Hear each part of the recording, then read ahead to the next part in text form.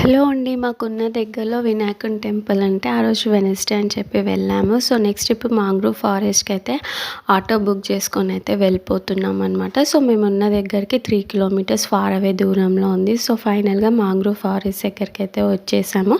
మనం ఉండే white town సిటీలో వీళ్ళు చాలామంది వచ్చి మనకి పాంప్లెట్స్ అయితే ఇస్తూ ఉంటారండి.